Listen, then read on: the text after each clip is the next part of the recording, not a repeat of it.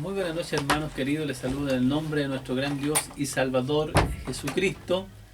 Que el Señor les bendiga grandemente en esta noche a través de esta linda emisora que el Señor nos permite estar en este púlpito de los aires de los cielos, que puede llegar a través del Espíritu Santo a lugares que nosotros no imaginamos, la bendita y gloriosa palabra del Señor.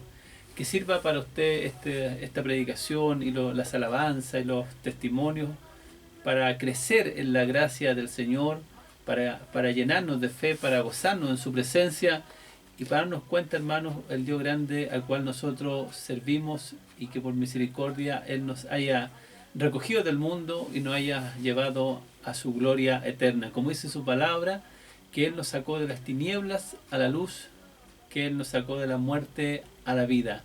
Bendición a todos los hermanos entonces que nos sintonizan aquí en Radio Tu Encuentro, en el 105.9 y en el 107.1 en la comuna de San Ramón. También que nos ven, por supuesto, a través de la página de la radio en www.encuentrofm.cl. Ahí el Señor está, ¿no es cierto?, de alguna otra manera, llevando la palabra del Señor, su palabra, a aquellos lugares, otros países, otras personas que necesitan de salvación. Quiera Dios entonces que usted en esta noche pueda estar atento a lo que el Señor nos quiera enseñar hoy en día. La verdad, hermanos, que traemos un tema que es un poco doctrinal, en el sentido que es algo que se hace siempre en las iglesias, ya sea católicas o en las iglesias evangélicas, que tiene que ver con la institución de la Cena del Señor. Vamos a hablar de algunas cosas muy interesantes porque nosotros como que hay cosas que consideramos importantes y otras cosas que no son muy importantes, pero en el tema, hermano, de la Cena del Señor hay varios aspectos que me gustaría comentarle así usted para que se goce en esta noche y también, por supuesto, para que se prepare cuando va a cenar con el Señor. También vamos a hablar de algunas verdades bíblicas y algunas contradicciones de otras religiones que entendieron mal el concepto con respecto a la Cena del Señor, y eso nos va a servir a nosotros para que podamos tomar con seriedad este mandamiento que el Señor nos dejó en su bendita y gloriosa palabra. También, hermanos, les quiero desde ya, ¿no es cierto?, pedir la oración para que todo lo que hagamos en esta noche sea de bendición para ellos. Vamos a orar, vamos a elevar una plegaria al Señor, unas breves palabras para que cuando doblemos nuestra cerviz también podamos doblar nuestro corazón.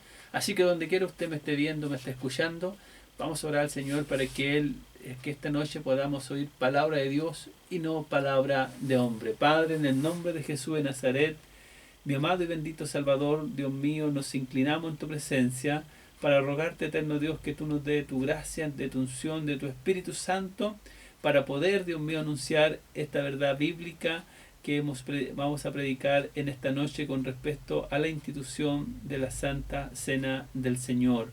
En esta hora bendice a los hermanos que siempre nos sintonizan en este horario de 9:30 a 11, y aquellos también que son fieles auditores de la radio Tu Encuentro, como también aquellos que se preocupan, Dios mío, de buscar la señal online a través de la web y pueden vernos y escucharnos y colocar allí sus comentarios de bendición y de ánimo para todos aquellos que trabajamos para tu gloria en esta radio. Bendícenos, Dios mío, y que tu palabra corra y sea glorificada. Toca a aquellos que no te conocen, Dios mío, y puedan tener un encuentro personal contigo. En el nombre de Jesús te lo ruego todo para la gloria de tu nombre. Amén y amén. Aleluya. Sea bendito el nombre del Señor. Vamos a ir de inmediato, queridos hermanos, a introducirnos un poco en el tema. Para ello yo les pido que usted busque la palabra del Señor en Primera de Corintios. En Primera de Corintios, en el capítulo 11. Primera de Corintios, capítulo 11, del versículo 23 al 29. Vamos a leer lo que el Señor nos manda hacer. Y como dije al principio, que es un mandamiento del Señor que nos deja a través de su palabra. Primera de Corintios, capítulo 11, del versículo 23 al 29. Le damos lectura en el nombre del Padre, del Hijo y del Espíritu Santo. Hablando el apóstol Pablo, dice: yo recibí del Señor lo que también os he enseñado, que el Señor Jesús, la noche que fue entregado, tomó pan, y habiendo dado gracias, lo partió y dijo: tomad, comed, este es mi cuerpo, que por vosotros es partido. hacer esto en memoria de mí. Así también tomó la copa después de haber cenado, diciendo, esta copa es el nuevo pacto en mi sangre. Hacer esto todas las veces que la bebáis en memoria de mí. Así pues, todas las veces que coméis este pan y bebéis esta copa, la muerte del Señor anunciáis hasta que Él venga. De manera que cualquiera que coma este pan o beba esta copa del Señor indignamente, será culpado del cuerpo y de la sangre del Señor Jesucristo. Por tanto, pruébese cada uno a sí mismo y coma así del pan y beba de la copa. El que come y bebe indignamente sin discernir el cuerpo del Señor, juicio come y bebe para sí. Por lo cual hay muchos enfermos y debilitados entre vosotros y muchos han muerto. Si pues no nos examináramos a nosotros mismos, no seríamos juzgados. Pero siendo juzgados, somos castigados por el Señor para que no seamos condenados con el mundo. Así que, hermanos míos, cuando os reunáis a comer, esperaos unos a otros. Si alguno tiene hambre, coma en su casa, para que no os reunáis para condenación. Las demás cosas las pondré en orden cuando vaya. Nosotros, queridos hermanos, estamos en el libro de Corintios hablando de un tema muy importante que es lo que lo que se define como la Eucaristía, ¿no es cierto? O la cena del Señor. La verdad, hermanos, que el cenar con el Señor, lo que significa realmente la palabra Eucaristía o la cena del Señor, es una acción de gracias. Como leímos en el pasaje bíblico, nosotros recibimos este mandamiento, ¿no es cierto?, del apóstol Pablo, inspirado por el Espíritu Santo, pero también el Señor, cuando estuvo en la tierra, dice que Él estableció este mandamiento la noche que fue traicionado, ¿no es cierto?, cuando fue traicionado por Judas. El Señor, estando allí en el aposento alto antes de ser entregado a los sacerdotes para ser castigado y luego ser entregado a los romanos para ser muerto, dice que Él, ¿no es cierto?, tomando el pan lo partió y dijo, este es mi cuerpo que por vosotros es entregado. Y luego dice que tomó el vino y lo bebió, ¿no es cierto?, porque en ese tiempo la copa del vino era una copa en común para todos, no es que cada uno haya tenido su copa. Por eso dice, el que bebe de mi copa, es decir, todos bebían de la misma copa. Y tomaban, ¿no es cierto?, de la copa el vino y dijo, esta es mi sangre para hacer con vosotros ahora un nuevo pacto. Entonces la palabra de Dios nos enseña, si usted esto lo puede encontrar en Mateo 28:20, en Juan 8:31, allí puede buscar la noche que Jesús fue traicionado y Él terminó esta enseñanza, ¿no es cierto?, diciendo, hacer esto en memoria de mí. Y esto lo puede leer usted en Lucas 22, en capítulo 22, versículo 19. Bueno, de esta escena de la Santa Cena del Señor, nosotros lo hace un poco común, porque se hizo un cuadro, ¿no es cierto? Se pintó un cuadro donde que se llama la Cena, la Santa Cena, y que fue un cuadro religioso que está hasta el día de hoy en la mayoría de las casas. Yo creo que no hay una casa que no tenga el cuadro de la Santa Cena. Yo me acuerdo que mi mamá en Valdivia tenía uno grande, bonito. Yo tengo uno que me lo regalaron en la iglesia, que es un reloj donde aparece el cuadro de la Santa Cena.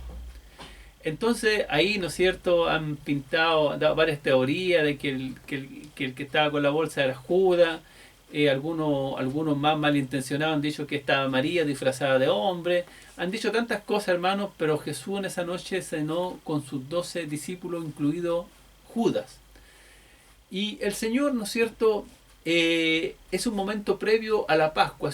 En la Pascua judía donde se va a cenar, previo a la Pascua en el sentido que aún no se han sacrificado los corderos pascuales, pero es un momento previo a la Pascua donde el Señor como costumbre, ¿no es cierto?, para recordar de que el Señor había hecho un pacto con el pueblo de Israel cuando lo sacó de Egipto, hace un pacto con ellos de darle la tierra que hoy habitan, darle, ¿no es cierto?, las leyes, darle los mandamientos, darle sus ordenanzas y prometerle que heredarían la famosa tierra prometida. Bueno, ahora el Señor va a repetir ese evento, siendo Él el Cordero inmolado, siendo Él el que va a repartir, ¿no es cierto?, este nuevo pacto, y también, por supuesto, diciéndole a sus discípulos que este pacto que va a hacer Dios con los hombres es mucho mejor que el que hizo con la descendencia de Abraham, allí, ¿no es cierto?, en el monte, también con Moisés, y que lo ratificó después con todos los reyes que siguieron a Israel. Pero que ellos no cumplieron el pacto con Dios, por tanto Dios va a hacer un nuevo pacto. No es que Dios se haya retractado del pacto, sino es que Dios va a hacer un nuevo pacto debido a que ellos no obedecieron el pacto que habían hecho con el Señor. ¿Cuál era el pacto? Que Él quería un pueblo que se santificara y que le adorara su santo nombre y que vivieran en santidad para Él, y todos sabemos que eso no ocurrió con el pueblo judío, sino que siguió las costumbres de los mundanos, siguió las costumbres de los pueblos paganos, adoró a otros dioses y recibió su castigo por haber hecho aquellas cosas. Bueno, el Señor va a hacer un pacto ahora mucho más amplio que el anterior, y ese es un pacto no con un pueblo específico como lo fue con el pueblo de Israel, sino lo va a hacer ahora con toda la humanidad. Y cuando digo con toda la humanidad, se incluye usted y todo ser humano que respira y camina sobre la faz de la tierra.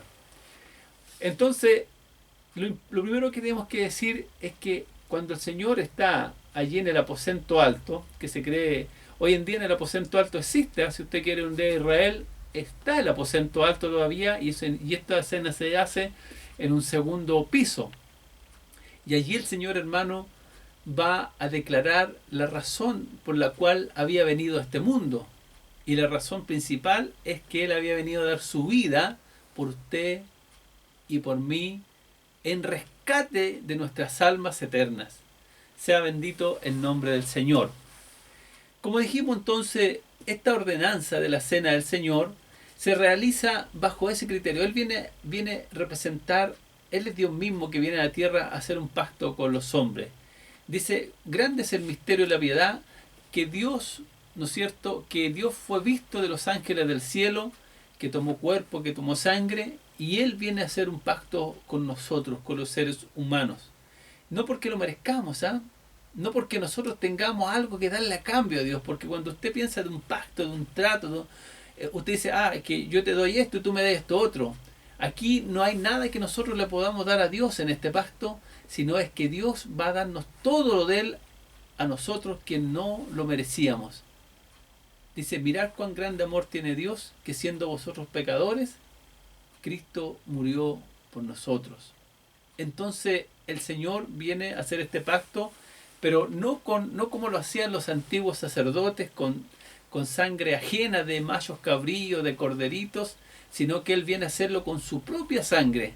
Él no viene a ofrecer la vida de un niño, no viene a ofrecer la vida de un animal, ni de un hombre, nada. Él viene a ofrecer su propia vida para sellar este pacto como se sellaban los pactos antes, con sangre. Con sangre, así, si esto no lo hacemos con sangre, esto no resulta. Bueno, para que haya perdón de pecados tenía que haber derramamiento de sangre. Entonces el Señor les dice a sus discípulos, ¿no es cierto?, de que así como Él va a partir este pan, su cuerpo también va a ser partido. Sea bendito su nombre para siempre. Por eso, hermano, esto de la cena del Señor es una acción de gracias. ¿Qué es una acción de gracias? Es un hecho conmemorativo, es un recordatorio, es un momento en que es como cuando ahora nosotros vamos a celebrar el 18 de septiembre, ¿no es cierto? Es una fiesta. Es una fiesta porque nosotros vamos a dar gracias a ¿quién? A Bernardo Higgins, a José Luis Manuel Rodríguez, vamos a dar gracias a nuestros héroes patrios que pelearon, ¿no es cierto?, para expulsar a los españoles y podamos ser una nación libre, independiente, como la somos hoy en día, y no seamos colonia de nadie. Entonces nosotros estamos en el 18, nos vestimos de guaso, otros bailan, no sé, lo que quiera, y decimos gracias a ¿quién? a nuestros héroes patrios, que muchos murieron para que se alzara la bandera de Chile en libertad. Entonces, este tema, hermano, de la cena del Señor es muy similar y, bueno, lógicamente mucho mejor, porque él no vino a salvar a un pueblo, sino a toda la humanidad, donde nosotros vamos a dar gracias a Dios. Eso significa la palabra Eucaristía. Significa dar gracias a Dios, en una acción de gracia. En este tema, hermano, yo respeto lo que las diferentes pastores hacen en las diferentes misiones cristianas evangélicas. Algunos nosotros, en nuestro caso de nosotros, hablo de mi iglesia, lo hacemos una vez al mes. Una vez al mes hacemos lo que se llama un día de acción de gracia, donde llegamos temprano al templo a las 9:30 y se dan oportunidad a todos los hermanos de la iglesia, los que quieran cantar, los que quieran danzar, los que quieran dar un mensaje, los que quieran contar cuán grandes cosas ha hecho Dios con ellos. Entonces hay un coordinador que pasa y se les dice ya, ¿quién quiere la oportunidad? Bueno, siempre gracias a Dios hay manos levantadas, porque siempre hay gente agradecida, y pasan adelante, ¿no es cierto?, a contar y a dar gracias a Dios por lo que sea. Después que damos gracias a Dios, viene la palabra, y luego viene la Santa Cena en nuestra iglesia, donde pasa el pastor, ¿no es cierto?, entregando, hay un hermano leyendo salmos, porque así se esperaba la Pascua antes, leyendo salmos. Entonces hay un hermano que lee los salmos arriba, 2 o 3 versículos, e invita a venir a la mesa a tomar el vino y a comer el pan, donde está el pastor y donde hay un oficial, y que el Señor me ayude, porque la próxima acción de gracia que va a ser a fin de agosto, me toca a mí entregar, estar en la mesa, es decir, entregar el pan y el vino, y bendecir a los hermanos que van a pasar, ¿no es cierto?, adelante. Entonces se invita por familia. Por eso es que no quiero discrepar, porque en otra iglesia se hacía pasar por naves, es decir, ya los pasan todos los coristas, después pasan todas las hermanas, después pasan todos los hermanos, después pasan todos los niños. Entonces, en esto no hay un orden establecido así en la palabra, cómo tienen que pasar. Lo que sí establece el Señor, que tiene que ser con acción de gracia. Es decir, con un corazón consciente de lo que estamos haciendo. Esto no es para ir a pasar el rato, no es para tomarse un poco de vino sin alcohol, ¿no es cierto?, un vino dulce. No, esto es un momento de regocijo, de recogimiento, un momento donde vamos a pasar a cenar a la mesa del Señor. Entonces se pasan por familia, y el coordinador dice, ya pase la familia, el hermano Estuardo, y yo paso con mi señora y con mis 2 hijos, y si hay un familiar, como en este caso mi sobrino, que persevera conmigo, y como está solo, me acompaña, y las personas que van solas también se meten en otra familia, y así nos compartimos la cena del Señor. Y cuando pasa el pastor, yo estoy explicando todo esto porque algunos yo sé que nunca han cenado en la iglesia, otro se lo olvidó porque tanto tiempo que no va a la iglesia, ya ni saben cómo se cena. Entonces le estoy explicando para entusiasmarlo, para que usted vaya a la iglesia, hermano, para que usted no se quede en la casa. Mire todas las bendiciones que se pierde estando en la casa, cenar con el Señor. Entonces el pastor pasa, ¿no es cierto?, con el vino y le dice, esta es mi sangre que por vosotros es derramada. Y tú tomas el poquito de vino, ¿no es cierto?, y se lo sirve, y después pasa el ayudante, en este caso yo, un oficial, y dice, este es el pan, que es el cuerpo que por vosotros fue entregado. Y la hermana dice amén, como el pan, y después se entrega la copa vacía y se devuelven a sus lugares. Yo me acuerdo que en la otra iglesia del pastor Beca, donde está, se hacía un recuento también. Alguien estaba anotando y decía, hermano, para la gloria del Señor, hoy cenaron 200 personas. Hagamos un esfuerzo para que la próxima Santa Cena haya 300 personas. Y yo lo encontraba bueno. A uno no le gusta porque no le gustan mucho los censos, pero a mí me gustaba porque había como una meta, es decir, de traer gente para que venga a cenar con el Señor. Bueno, y los hermanos y las hermanas que están enfermos y que están en la casa, se les manda la cena a la casa. Se les pone el vasito con un plástico y el pan, ¿no es cierto? Y los familiares le llevan la cena a sus casas porque no pueden ir a la iglesia, por el templo, porque están enfermos. Entonces, este ambiente, hermano, de recogimiento se hace en las iglesias evangélicas, como dije, la de nosotros se hace una vez al mes. En otra iglesia yo tengo entendido que se hacen todos los días, todos los domingos. Está bien, hermano, porque el mandamiento ¿cuál es? Hacer esto en memoria de mí cuantas veces podáis. Si quieres hacerlo todos los días, gloria a Dios. Si quieres hacerlo una vez al año, gloria a Dios. Pero lo importante que es hacerlo, porque es un mandamiento, una ordenanza del Señor. Que el Señor nos bendiga.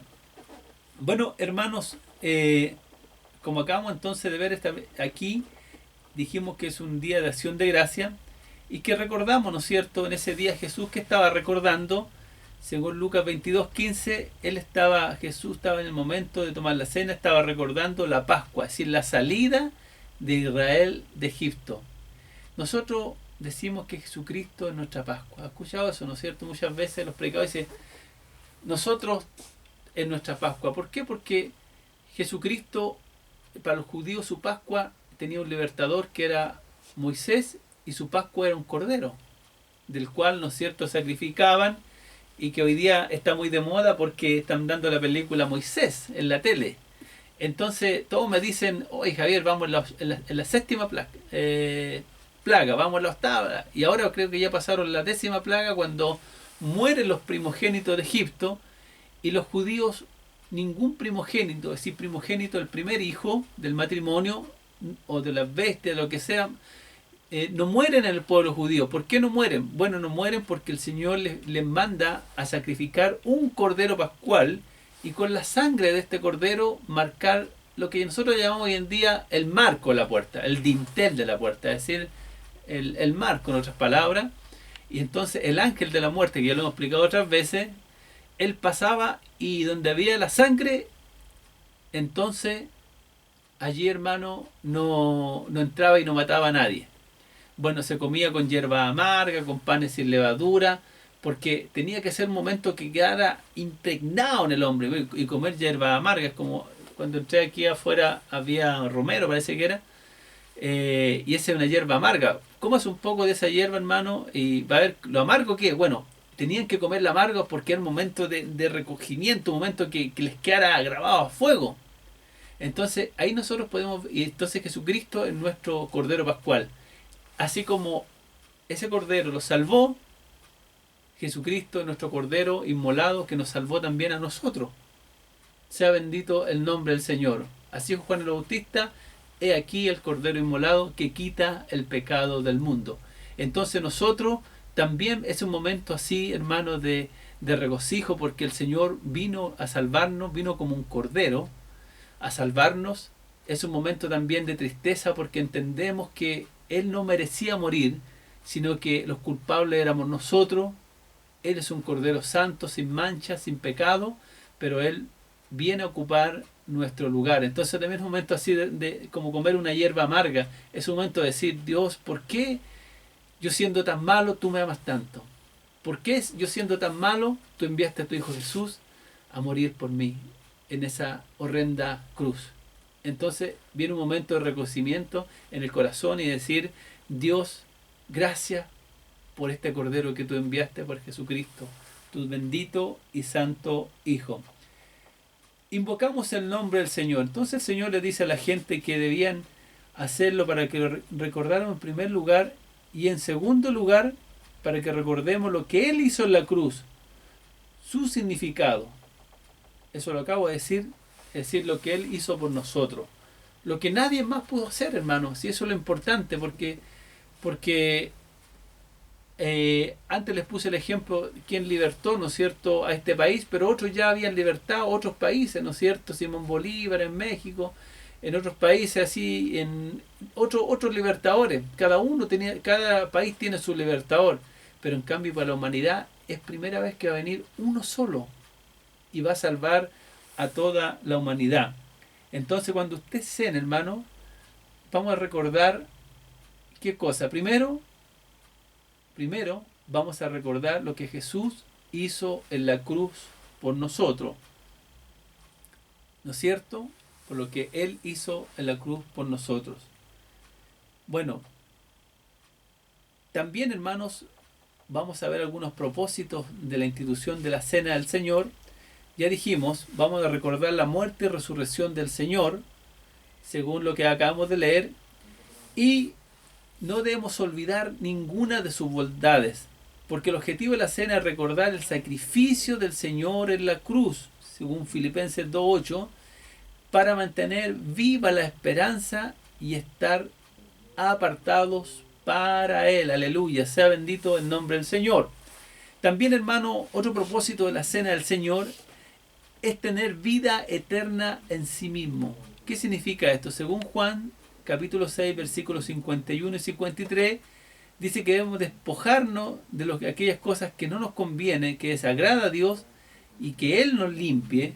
Cuando comemos la cena, estamos comiendo a Cristo y su vida que está en nosotros.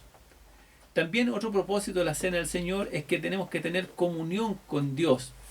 Conduce a buscar la limpieza del alma y se permanece firme si se tiene la vida en Él. Otro propósito es fortalecerse, sanar y tener vida. Las consecuencias de no tomar la cena en la comprensión y actitud espiritual adecuada son debilidad, enfermedad espiritual, física para ello. Participar en la cena, como agrada al Señor, recibimos fortaleza, sanidad espiritual, física y vida y física adicional. Mire, todas las bendiciones que hay, hermano, en cenar con el Señor. Muchas veces la gente está débil en su fe, hermano, y cuando pasa a cenar con el Señor, sabe que su fe se eleva, se carga esa batería de fe que digo yo, se carga al máximo. Han habido testimonios que gente enferma, cuando ha recibido la cena del Señor, ha sido sanada. Sea bendito el nombre del Señor. También, ¿no es cierto?, de una forma milagrosa, no quiero alargarme con testimonios, pero créame con lo que lo estoy diciendo. Ahora, cuando en esta primera parte nosotros entendemos qué significa la cena del Señor, también tenemos que tener claro el simbolismo del pan y el vino. ¿Qué significa el pan y el vino? También nosotros recordamos en la Santa Cena que hay simbolismo. Asociamos con el pan y el vino. El pan simboliza que el cuerpo es Cristo y el vino simboliza su sangre. Algunos también ven estos dos símbolos, el hecho que el pan nos habla de la encarnación de Cristo, como el Señor nos dijo, el pan que bajó del cielo, que Dios nos ha dado a nosotros en Cristo. Ahora, si el pan simboliza la encarnación, el vino podría simbolizar la expiación que Cristo realizó en beneficio de nosotros. Expiación y sacrificio para pagar el precio de nuestro pecado. Gloria al nombre del Señor. Nosotros, hermano, el Señor, todo este momento que hemos hablado, Él nos está haciendo pensar la actitud que debemos nosotros de tener cuando pasamos a cenar. Mire, es tan importante la cena porque nosotros recordamos con la cena del Señor, ¿qué cosa?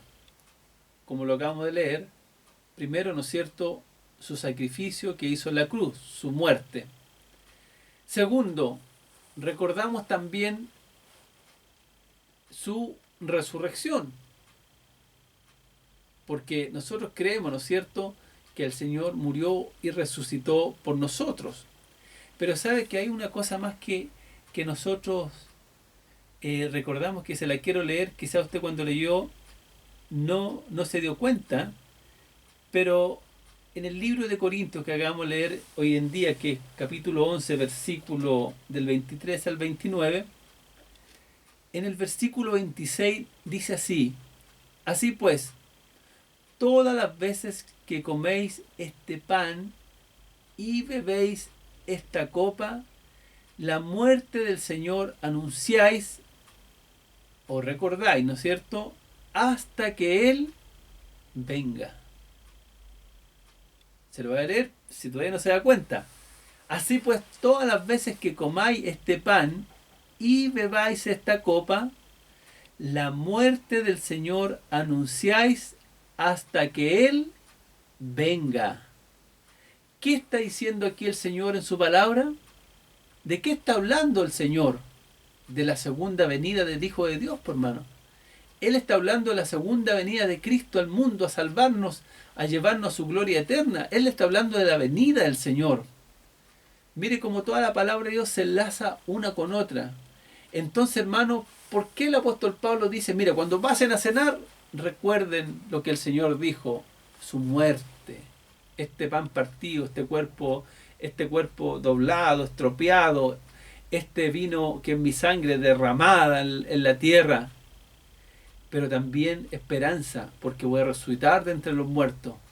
Pero otra cosa más, no se olviden de mi venida, porque mi venida, la venida del Señor va a ser sí o sí. Cuando yo paso a cenar, entonces recuerdo, ¿qué cosa? La venida del Señor. ¿Por qué el Señor mete la venida aquí? ¿Se acuerdan que estamos hablando de la muerte de Cristo? Estamos hablando de la expiación, estamos hablando de la remisión de pecado, estamos hablando de un nuevo pacto que Dios hizo con nosotros en la cena del Señor. Estamos hablando de otra cosa y de repente aquí aparece la palabra de escatología, la venida del Señor. Como parecía nada que ver. ¿Sabe por qué es importante, hermano? Anótelo por ahí y gracias, bien en la mente, porque en esa palabra hay una promesa tremenda del Señor. ¿Cuál es la promesa del Señor? Que cuando el Señor va a cenar con su discípulo, Él les dice, tomar esta copa, beberla conmigo, porque os digo que no la volveré a beber más del fruto de la tierra, no volveré a beber más vino, porque el Señor bebía vino, no se emborrachaba, lógicamente, bebía vino, no la volveré a beber más hasta que esté con vosotros en el reino de mi Padre. Aleluya. Mire la tremenda promesa que hay, hermano, en la venida del Señor. Cuando el Señor venga, hermano, a salvarnos, nos va a llevar ¿dónde? Al reino de su Padre. ¿Y qué va a pasar allá? El Señor dice que en el reino de los cielos hay vino y que volveremos a beber el fruto del vino, de la vid, que es el vino. ¿Y sabe qué haremos arriba? Un brindis. ¿No es cierto? Usted me dice, todos sabemos que las mesas están preparadas en el reino de los cielos, dicen los que ven visiones, que hay copas de oro. ¿Para qué son las copas? No es para tomar Coca-Cola arriba, por hermano, no es para tomar Cachantún, no es para tomar una cerveza, sino es porque esas copas, hermano, están llenas de vino. Porque como el Señor lo prometió, Él a todos aquellos que salvó durante estos 5.000 años de historia cristiana, y si Dios no quiere, el Señor viene antes o viene después, serán más años, Él dice que los va a sentar en su mesa. Esta mesa es más grande que la mesa del T-Club que aparecía por ahí en la propaganda, ¿no es cierto? Esta es una mesa gigantesca porque los salvados son millones y millones y decenas de millones, los que se sentarán de todas las naciones de la tierra, y en un momento, hermano, los ángeles del cielo servirán vino en todas esas copas. Y el Señor nos mirará y nos dirá, ¿qué les dije? ¿Se acuerdan cuando en la tierra le dije que no volvería a ver más el fruto de la vid? Y así fue, porque el Señor, después de este hecho de la Santa Cena, Él no bebe más vino. Recuerde que después de este hecho, Judas sale arrancando a venderlo delante de los sacerdotes y sumos sacerdotes. Luego Él va a orar a Getsemaní, y en ese momento, ¿quién llega? Llegan los soldados de los sacerdotes, lo golpean y lo llevan al Sanedrín. Al segundo día lo llevan, ¿no es cierto? A la mañana lo llevan a entregarlo al Imperio Romano, y en la tarde a la tarde, a la noche ya encarcelado, y el otro día muerto. Y tenía tanta sed, dice, que le dieron a beber, ¿qué cosa? Vinagre en una esponja. Sea bendito el nombre del Señor. Gloria a su nombre para siempre, porque por ahí hay una alabanza que dice, mientras tú bebiste vinagre, nosotros bebimos vida eterna. Entonces en ese día el Señor nos recordará este momento, hermano, y nos dirá, yo les dije en la tierra que no volvería a ver más el fruto de la vid, y así fue, no bebió más, solo vinagre, le untaron los labios con una esponja. En cambio, en el reino de los cielos, Él dará una orden. Esa orden que se da, hermano, en todas las bodas. No es que arriba dice la Biblia que habrá una boda. ¿Y cuál es la orden que se da cuando hay una boda? Brindemos por los novios, po. Y todos levantan sus copas, los que toman bebida, los que toman agua, los que toman vino, ¿no es cierto? Levantan sus copas y dicen, ¡que vivan los novios! Salud y prosperidad. Y todos dicen, amén, dicen, y chocan las copas. Y todos se alegran porque es un momento de fiesta, es un momento de alegría, porque los que están ahí son los que los novios querían que estuvieran ahí, por mano. Son los amigos de toda la vida, son los familiares, son los vecinos, los compañeros de trabajo que le caen bien. Ahí están los que ellos querían que estuvieran ahí. Cuando estemos en el reino de los cielos, en esa gran mesa, delante del trono blanco, hermano, allí estarán los que Dios quiso salvar. Y esperemos con la misericordia de Dios que esté usted que me está oyendo, en esta hora me está viendo, pueda estar yo también en aquel día, y cuando si mi copa se llene y mi Señor dé la orden, yo pueda levantar y digamos los que dicen Apocalipsis, hermano. Porque esto lo vamos a decir nosotros. En Apocalipsis dice que nosotros diremos, ¿no es cierto?, y los seres vivientes y todos, al que está sentado en el trono, con nuestra copa, hermano, de vino celestial, diremos al que está sentado en el trono y al Cordero, sea la gloria, sea la honra, sea la alabanza, sea el imperio, la riqueza, el poder, por los siglos de los siglos. Amén. Y daremos un brinde, hermano, de victoria, y nos olvidaremos de toda esta vida que llevamos aquí en la tierra, hermano. Ya no habrá más llanto, ya no más dolor, ya no más enfermedades, ya no más angustia, ya no más tristeza, ni trabajo, ni ninguna de estas cosas que nos afligen la vida, sino que será un momento de regocijo. Y ustedes quizás se acordarán de esta prédica, de este predicador radial que un día se los dijo, y ustedes se acordarán y dicen, sí, yo escuchando esa prédica me convertí al Señor, en esa prédica me decidí ser cristiano, en esa prédica me decidí volver a mi iglesia, en esa prédica me propuse en mi corazón no fallar nunca más a una santa cena en los templos, de servir a Dios. Se acordarán de ese momento, porque no lo digo yo, porque sea un visionario, porque sea un profeta, sino porque está escrito, hermano, en la palabra de Dios.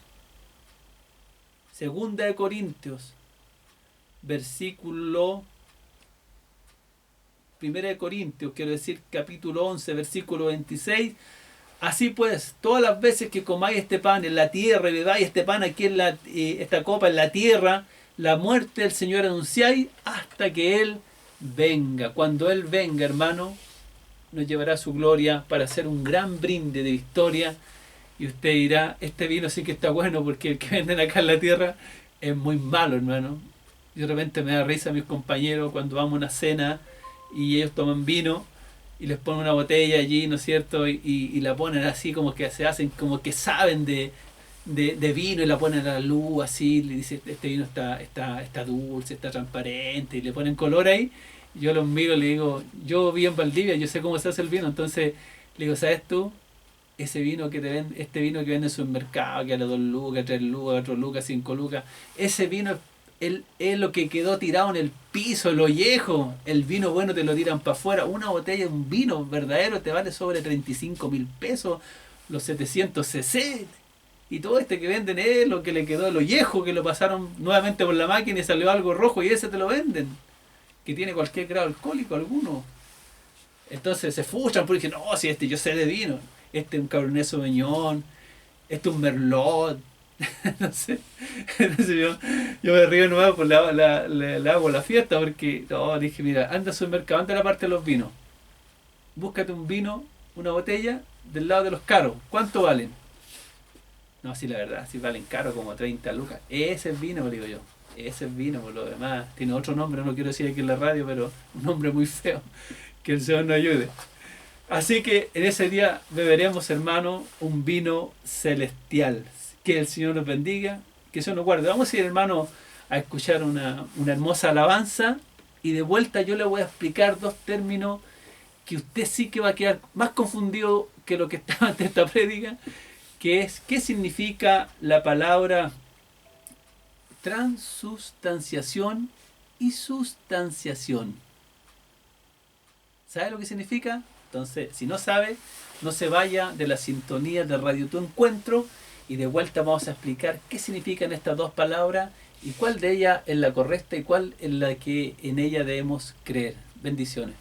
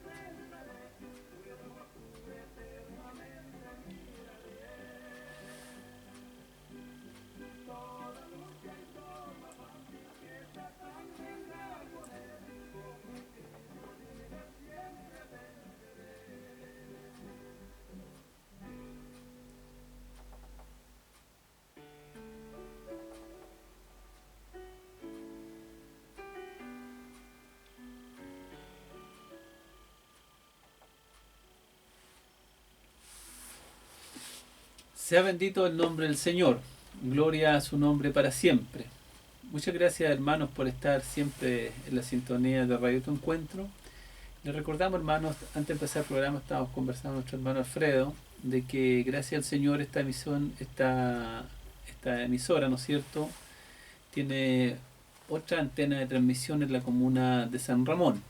Así que un saludo también a los hermanos de la comuna de San Ramón que sintonizan Radio Tu Encuentro en el 107.1, también de la frecuencia modulada, y otras comunas como El Bosque, ¿no es cierto?, de ese sector cerca de San Ramón, que pueden escuchar también la palabra del Señor. Así que donde quiera que estén les enviamos un cariñoso saludo y que el Señor siga firmando sus pasos, y aquellos que están recién caminando les decimos a aquellos que están recién integrándose a una congregación evangélica, que tengan fe, que tengan fuerza, que como todo niño que empieza a caminar, cuesta, ¿no es cierto?, y de repente alguno se manda algún porrazo, pero lo importante es levantarse y seguir adelante, hasta que el Señor, ¿no es cierto?, afirme sus pasos y se transformen en predicadores y predicadoras de la bendita y gloriosa palabra del Señor. El Señor hace la obra, hermano, no se desespere en queriendo cambiarlo todo de la noche a la mañana, porque eso no va a ocurrir. Yo llevo 27 años en el Evangelio y todavía Dios me sigue cambiando. Así que le queda harto camino por caminar a aquellos que recién están perseverando en el Evangelio. Bueno, hermanos queridos, siguiendo con nuestro tema, ya aprendimos esto no es cierto, ya aprendimos que la cena del Señor es algo instituido por Él mismo para que nosotros recordemos su muerte, su resurrección y su segunda venida. Es un mandamiento en el sentido que todo pastor de cada iglesia tiene que hacerlo sí o sí. No hay opción para no hacerlo. No hay, no hay ninguna justificación para no hacerlo. De la manera como lo haga, ya expliqué, todos los días, todos los domingos, un domingo al mes, un domingo al año, no importa. La manera la elige cada siervo de Dios en conjunto con sus oficiales, o sus diáconos, pero hay que hacerlo porque es un mandamiento ordenado por el Señor. Bueno, antes de irse de pausa también les planteé la pregunta, si ustedes sabían cuál era la diferencia entre las palabras transustanciación y consustanciación. Es un poco difícil de pronunciarla, pero quiero explicarle, hermano, porque aquí, ojalá si hay gente católica que me está escuchando, ponga mucha atención porque esto lo voy a decir con todo respeto, como dijo Valdivia, pero con la idea de que usted vaya creciendo también en el conocimiento de la palabra del Señor y no sea engañado por falsa doctrina. Bueno, la palabra transustanciación, que es la que cree la Iglesia Católica, se deriva del latín trans o a través y substancia, que significa sustancia. Se usa el término en la teología católica para denotar la idea que durante la ceremonia de la misa, el pan y el vino se transforman en sustancia, es decir, en la carne y sangre de Cristo. Incluso cuando los elementos parecen seguir siendo los mismos, esto sigue siendo la carne y la sangre de Cristo. Ya, ahora lo voy a explicar y aquí tiene que seguirme la idea. Cuando yo era católico, porque antes de ser evangélico yo fui católico, hice mi primera comunión. Mi mamá nos llevaba a la iglesia católica en las mañanas, los domingos.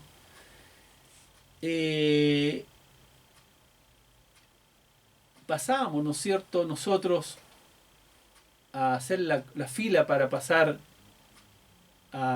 a comulgar, ¿no es cierto?, a tomar la hostia y a beber el vino. Pero había una condición. La condición era que no hayamos confesado. Todos aquellos que se hayan confesado, ¿no es cierto?, y hayan sido perdonados, y se entendía confesado, lo explicaron las personas que son evangélicas, ¿no es cierto?, y que no saben lo que es ser católico y no entienden mucho este tema de la confesión. Cuando yo hice mi primera comunión en la iglesia católica, yo tenía que confesarme. Bueno, para mí era terrible porque la monja que nos hacía clase nos decía de que teníamos que contarle todos nuestros pecados al cura o al padre, porque él era el representante de Cristo en la tierra y tenía el poder para perdonar pecados. Ahora usted lo escucha y dice, eso es una locura, pero bueno, nosotros lo creíamos.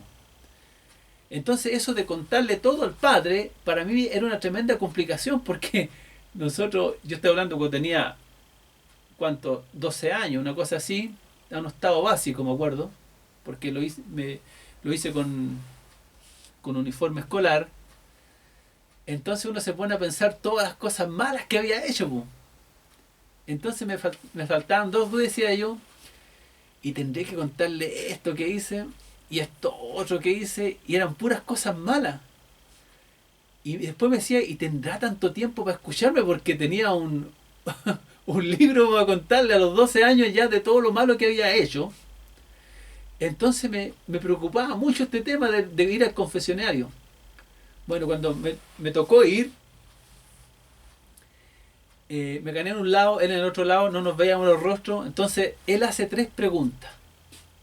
La primera pregunta que hace me dice, ¿hijo, has pecado? Yo inmediatamente le respondí, sí he pecado. Me dice, ¿de palabra, de obra o de omisión, y yo le digo las tres. Entonces me dice, ¿estás arrepentido? Sí, por supuesto que estoy arrepentido. Más falso que Judas, pero yo estaba arrepentido.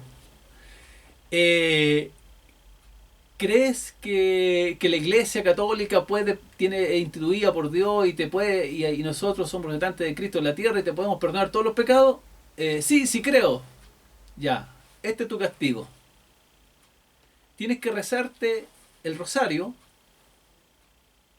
tantas veces, porque el rosario son 5 Ave María, parece, y un Padre Nuestro, y tienes que pasar a cenar con el Señor o hacer la Eucaristía todos los domingos, durante no sé cuánto tiempo. Yo dije, la papa, po. Esto es la papa. Esto era como la polar, llegar y llevar. Yo decía, puedo pecar, venir del cura, me confieso, me perdona todos mis pecados, después vuelvo a hacer... El Ave María era fácil, por hermano, porque era un rosario que mi mamá tenía en la casa. Entonces, yo lo recitaba, el Padre Nuestro también, ¿no es cierto? Que estuvo una corrida hasta abajo y después uno vuelve. Entonces yo decía, oh, esto es facilito, estoy perdonado, y me salía del confesionario después que hacía la penitencia y después que pasaba a cenar a la Eucaristía, que yo era libre para volver a pecar, por hermano. Y después pecar y hacía lo mismo. Y decía, esto es fácil, porque si el representante de Dios en la tierra me perdonó, yo ya no tengo culpa. Pero qué equivocado, hermano, estábamos, porque después cuando uno lee la palabra, dice la Biblia que el único que puede perdonar pecados en el cielo y en la tierra es Jesucristo, pues, hermano. No un hombre, no un pecador. Ese es un punto importante en la cena. ¿Qué pasaba entonces con la palabra transustanciación, por hermano? Ahí quedamos.